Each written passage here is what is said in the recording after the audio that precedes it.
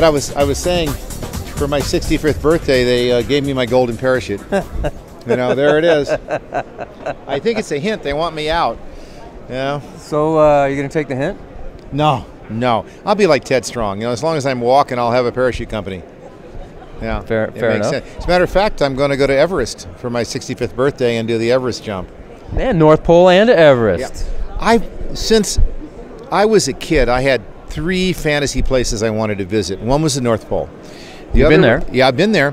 The other was those Table Mountains, those hidden worlds in South America, the Tepuis. I've been there, jumped on them, you know, and spent weeks on them. But I was missing Everest because I realized I was too lazy to climb it. So someone's come up with a way to visit Everest without having to climb it. And I'm like that. Gravity takes you up. I mean, the airplane takes you up, gravity brings you down. And you don't have to do anything. You're looking for that 30,000-foot exit point. I want to just wave at all those people on top of Everest as I fly over and say, "Hey, sucker!" You know, I did it the easy way. Good. So I imagine you're probably going to use one of your own rigs when you jump that. Oh, absolutely. Yeah, they're pretty much using mostly our rigs up there. This is good. It's good for the military because we're taking our military rigs up and practicing landing at 12,800 feet, which is, wow. Yeah, it's higher than most people, or a lot of people get out. Yeah, the military in Afghanistan is very high, and they've got to land sometimes 11,000, 13,000 feet. And Coast canopies really flare well at those altitudes. As a matter of fact, almost any altitude we've landed up to 17,000 feet, they have flared to 0 rate of descent. They've actually landed up over 17,000 feet. Wow, where was that at? Stand-ups near Everest. Oh. They went to the, there's one more flat spot very close to base camp, which is around 18, and this flat spot isn't big, and it's right against a glacier, but 3 of them went and landed up there. Took a helicopter. Something else. Took them 3 days to hike to it, and then they jumped, and then the helicopter ride down. Very cool. Yeah, that was cool. We interviewed Greg about what's going on at UPT, but that was his view. Why don't you tell us the Bill Booth view? Well, this is an interesting thing. This year there were 21 fatalities in the U.S. Only 6 of them weren't open canopy related. Just 6. 2 of those, they didn't even pull any handle. A third one was a suicide. All right. The other 3 I don't remember. But the point is that the gear is working so well now, almost nobody dies from gear malfunction. So there's not a lot to do, is there? This year in the world... Now, you don't believe that. I know you too well.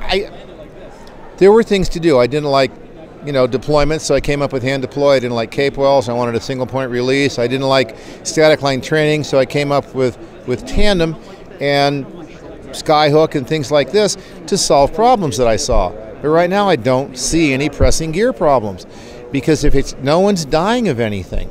Tandem in the world this year, there were 0 tandem fatalities.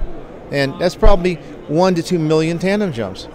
It's so safe, it's frightening. So if there are no problems, I'm out of business inventing things. Why invent something if there's no problem to solve? You know what? We've been talking for years, and I don't buy that out of you. I don't buy it either, but... So your brand of bullshit's a little bit better this year, that's all. Well, I remember in an interview I gave years ago, I stated categorically there would never be a better parachute than a Paracommander. So I can't see the future any better. But until I see a problem, I've got nothing new to work on. I mean, why invent something that doesn't need to be? Now, we are making little improvements. We've been working on making the Skyhook just a little bit better than it is. Less than half of 1% of them release unexpectedly in the middle of their deployment sequence. And no one can tell unless it's on camera because it's so fast anyway. But they don't completely do the job, and we're trying to find out why. They're designed that way. They're designed to default to the original reserve system and never get in the way. So maybe we can make that number, instead of 1 every 500 jumps, we make it 1 every 1,000 deployments. 1,000 deployments in a Skyhook times 600 jumps, that's 6 million jumps. If we could make it work that well, that's all we're doing. We're refining now. And this refining to do. Cool. Yeah. Well, I don't know if you paid attention to, but on dropzone.com, I asked the question of people, hey, if there's any questions you have pressing that you want asked at PAA, what would they be? And I only got about a dozen responses, but one of them was directly specifically directed at you, and it was related to a question about if you have a pilot chute in tow, and you realize you've got the pilot chute in tow, should you go for your reserve handle first, or should you go for your cutaway handle and then your reserve handle? It depends on your riser covers. The danger with cutting away is that your main risers will come loose and float into your reserve deployment, which at this point you don't need. All right? So I wouldn't cut away. Now the other thing is, if when you pull your reserve, your pilot chute or your main becomes untowed and opens, it's an advantage to have cut away. All right? But if your risers come free, it's a bad thing. Magnetic riser covers, I said if you have magnetic riser covers, you could cut away. It takes time to cut away. And to cut away and pull your reserve may take you 5 seconds. You might not have 5 seconds. So it's an emergency. I'd say pull the reserve. It's again, so many people have gone in because they haven't pulled their reserve in time. I mean, at line stretch. Now, we all have automatic openers, and that saves a lot of that. But one of my pet peeves now, and something I'd like to see changed, I'd like to see automatic openers open higher. I know of 9 fatalities where automatic openers fired, but the reserves didn't completely open in the last 3 years. But before that can happen, we need to raise USPA's minimum opening altitude from 2,000 to 2,500 feet. Then we could raise automatic openers from 750, 800 feet up to maybe 1,200. All right, would stop that. Because right now, when a Cypress fires, your reserve ride is under 10 seconds. If everything goes well. If you have a half-second pilot hesitation, it's to half a second. 3-second reserve ride. 1 second hesitation on the pilot chute, you're dead. All right? So I think automatic openers are going to save a lot of people. I think they save more people if they were 300 or 400 foot higher. But if you do that, you'll have more 2 outs. All right? If people still pull at 2,000, the automatic openers are set at 1,200, there'll be an epidemic. So one thing has to happen for the other. So people got to start pulling above 2,500 feet. Then we can raise the automatic openers and get rid of that fairly statistical blurb we have now.